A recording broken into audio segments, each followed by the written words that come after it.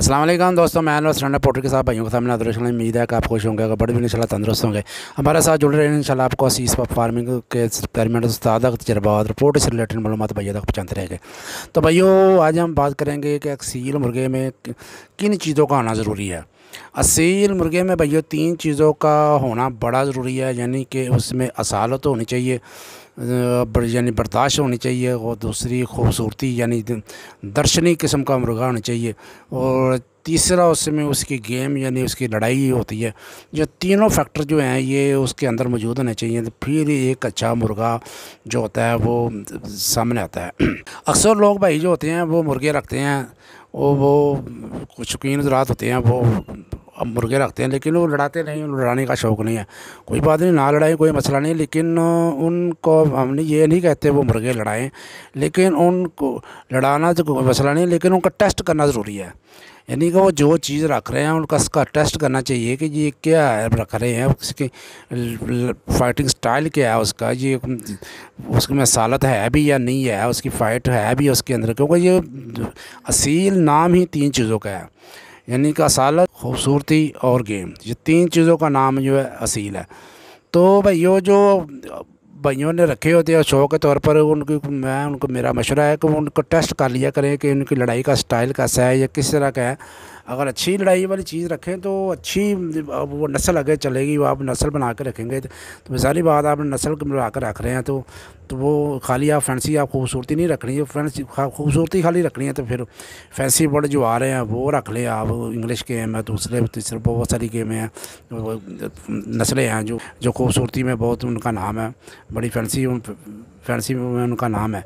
तो असील में जो है ये तीनों चीज़ों का होना ज़रूरी है, यानी कि उसके में लड़ाई भी हो, उसमें खूबसूरती भी हो और उसमें सालत भी हो।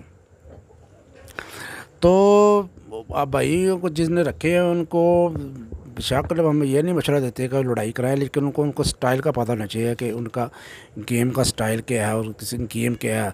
जिस मुर्गे की गेम अच्छी होगी, लड़ाई अच्छी होगी, उसकी नस्ल भी मजबूत होगी और उसकी नशो नुमा भी अच्छी होगी।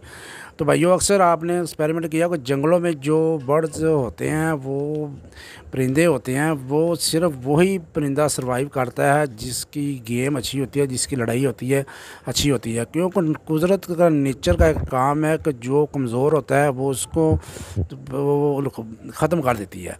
यानी कि कानून है, नेचर का कानून है, जो फिट है वो हिट है।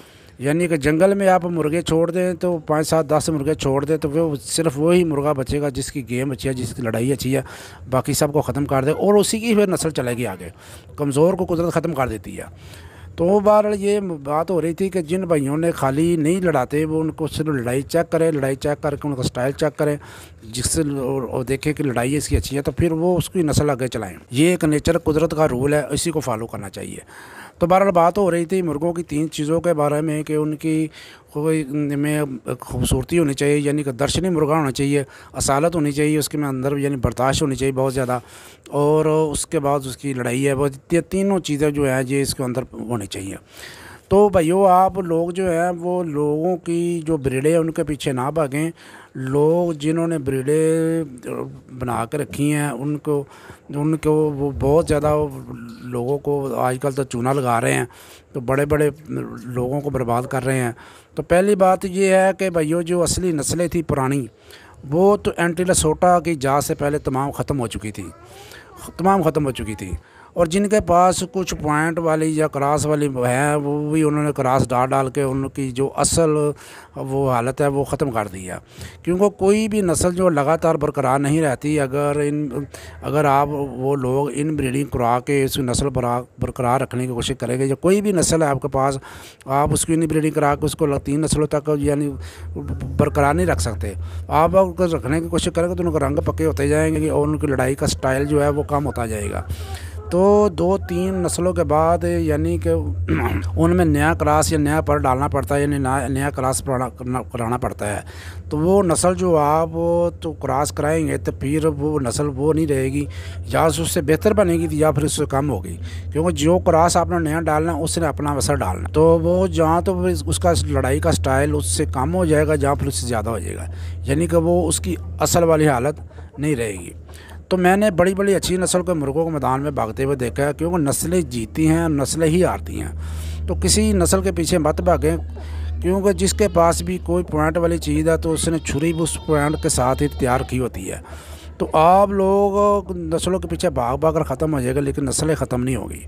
तो पुरानी नस्लें बहुत अच्छी थी, जो अब नस्लें बन रही हैं वो भी अच्छी हैं, क्योंकि आपने क्या अपने लोगों की नस्लें को संभाल के रखना है, उनको बना के रखना है। अपनी ब्रीड खुद पैदा करें, अपना नाम पैदा करें, अपनी नस्लें पैदा करें। और ये आप पे डिपेंड करता है, आप लोगों की ब्रीडिंग को संभाल के रखना है या खुद अपनी ब्रीड बनानी है और अपना नाम हिस्ट्री में पैदा करना है। तो भैया ये जो पेंटेड ब्रीडें हैं उनके पीछे भागते रहेंगे तो लोग फिर आपको उनकी दुकानें तो चमकती रहेंगी। तो मेरा मशवरा है कि भैया अपने अपने इलाके के जो उस्ताद हैं उनकी खिदमत हासिल करें, उनको ब्रीडिंग पॉइंट उनसे नोट करें, उनकी खिदमत करें और जो है ख़ुद अपनी ब्रीड पैदा करें और हिस्ट्री में अपना नाम पैदा करें। तो भैया उम्मीद है कि आपको वीडियो की समझ आ गई होगी।